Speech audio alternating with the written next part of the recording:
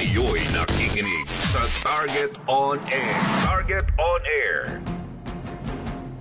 Eto, cambio muna tayo ng paksa at nako, mamaya natin balikan yan ha.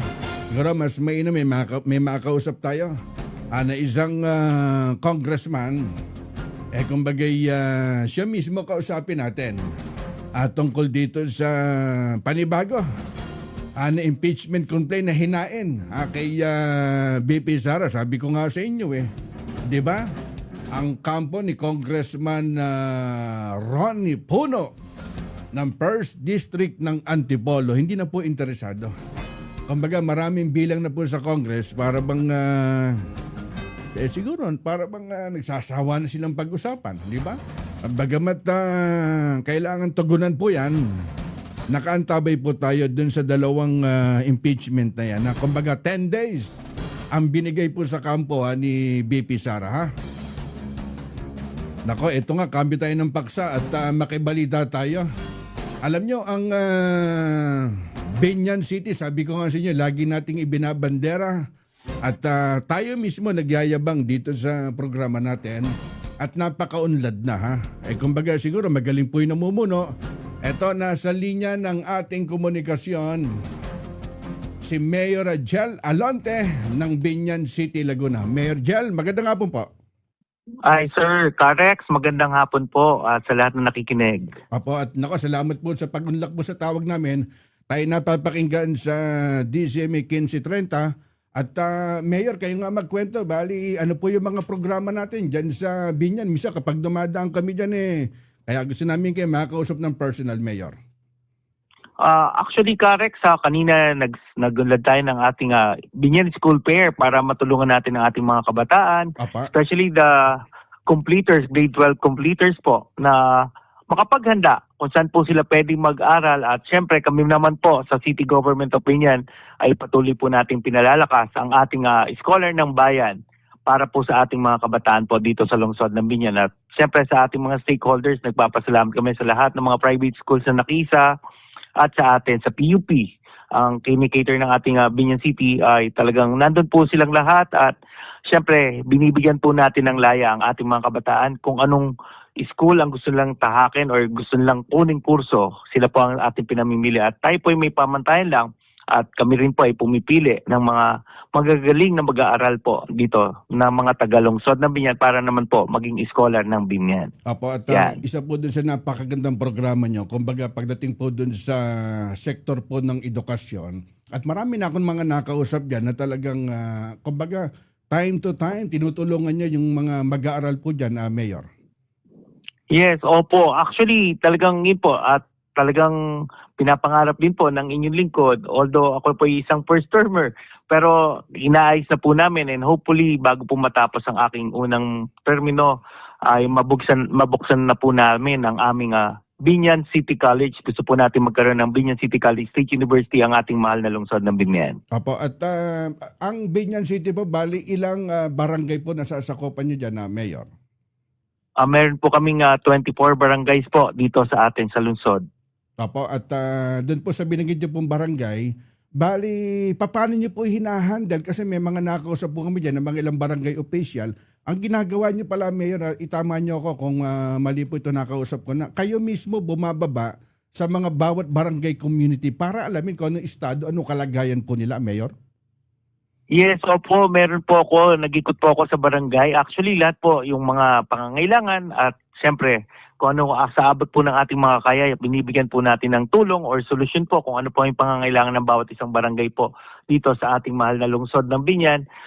Bagamat ito po yung ginagawa na po namin, kasama po natin ang ating Vice Mayor Dada at Bong Sanggunian, kasama rin ang ating Congressman Arman Dimagila. Siyempre po, kami po yung nagtutulong-tulong, nagkakaisa para po sa aming mga kababayan dito po sa ating mahal na lungsod. Apo, at Mayor, i-detalye nyo nga, merong isang lugar dyan na barangay, hindi ko lang matandaan hinahanap ko sa messenger ko. Nung araw, laging binabahayan. Kung di ako nagkakamali, isa yata yan dun sa pinagtuon niyo ng pansin, Mayor? Yes po, dito po sa amin sa Barangay de la Paz. Apo. Dalawang barangay po ito Barangay de la Paz, Barangay Malaban.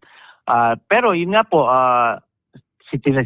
pinangarap po namin ni Congressman Arman, kasama po ang inyong lingkod, nung time na binaha, kasi almost 6 months po Opo. na binaha ang itong barangay na ito sa pamamagitan ng ating Laguna de Bay ay talagang mataas na po. Mas mataas po yung lawak kaysa sa barangay. Kami po yung catch basin po talaga ng ating from Cavite, from Manila, dito po bumabagsak sa atin sa Laguna de Bay. At itong barangay na po to, kaya po binabaha ay talaga po sila po yung catch basin. Kami po ang catch basin. Kaya inaabot po sila. Opo, at siguro habol ko na rin.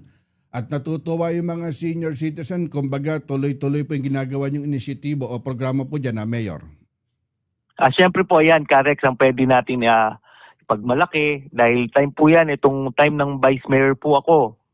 Ako po yung gumawa ng ordinansa na para magkaroon po kami ng local pension po ang ating mahal na lungsod ng Binyan.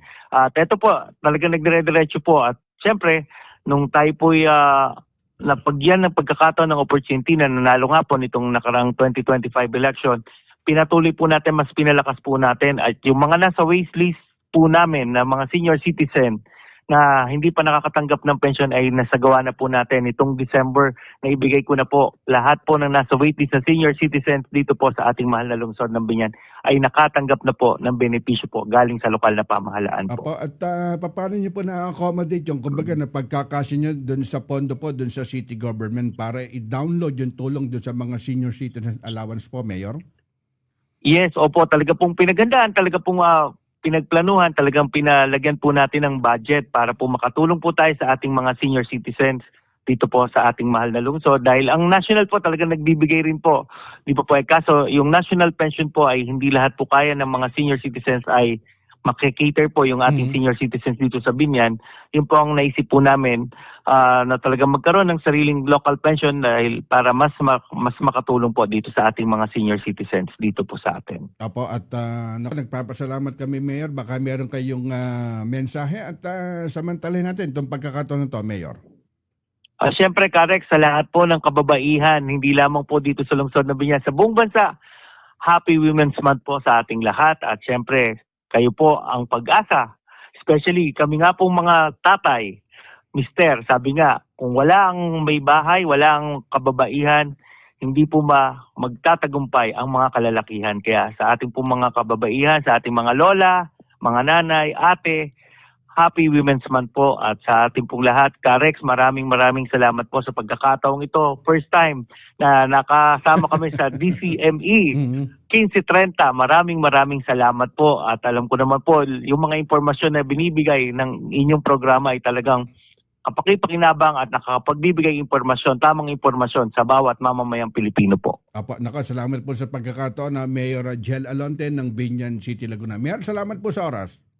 Maraming salamat po. God bless po. Pakinggan ang agenda ng inyong mayor para sa inyong lugar. Ang mga hakbang na ginagawa nila upang bigyang solusyon ang mga hinaing at problema ng inyong komunidad. At alamin ang mga good news na hatid nila sa taong bayan. Mayor's Hour sa Target On Air.